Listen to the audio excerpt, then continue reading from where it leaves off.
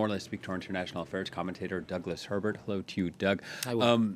We've seen referendums like these before, but these are brazen even by Russia's standards. Even by Russian standards, because they are taking place in occupied territory in the midst of a war. The regions that are right now staging these sham, farcical referendums, you use the right terms, are basically regions that are right now mostly abandoned by residents. Any residents who've had the means to do so, the wherewithal, have gotten out long ago.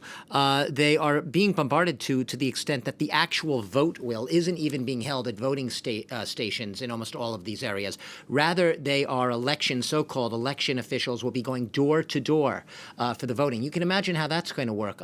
This is essentially staged, orchestrated, tightly orchestrated votes, orchestrated by Russia's proxies.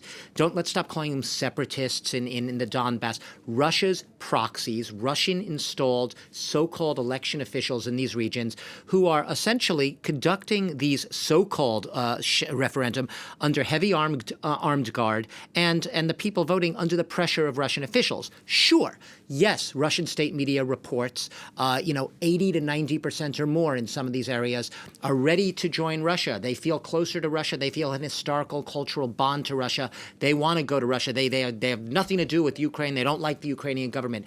There's an element of truth in that. There are a lot of residents who do feel close attachment to Russia.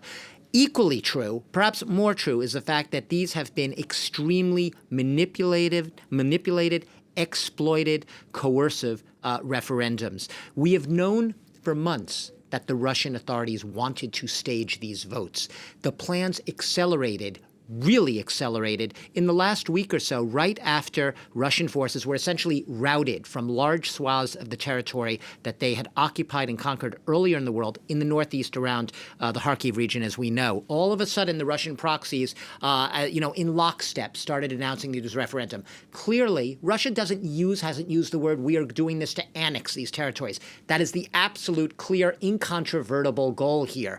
They want to create facts on the ground through these referendums, so-called fraudulent referendum, in order to create a pretext for a military-style intervention in those territories, but also to annex them to Russia. So what's the question being asked? And the question being asked, question is pretty straightforward. Maybe we could bring it up on our screens and show our viewers. It is, can we bring it up for our viewers? If not, I will just say it.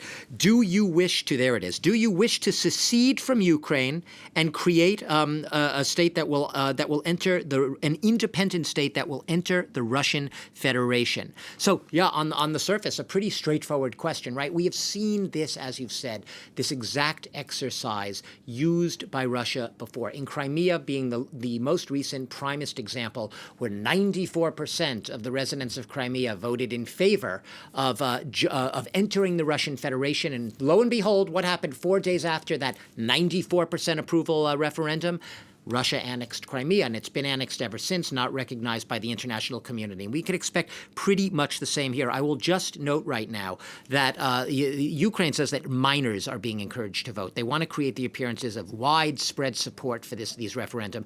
Minors, meaning children, ages 13 to 17-year-olds, are being encouraged to show up and vote. You can imagine, Will, given what I said about the going door-to-door tactics, if you're one of those people on the ground who opens the door, I can't really imagine you'd feel too comfortable saying, no, actually, I don't plan to vote. Or you can pretty much imagine there's going to be a lot of rough management and almost manhandling of the voters to get the vote out. This is the ultimate exercise in getting the vote out, but not just getting it out, but getting the so-called right vote out. All right, Doug. Thank you very much, Douglas Herbert, France 24's international affairs commentator.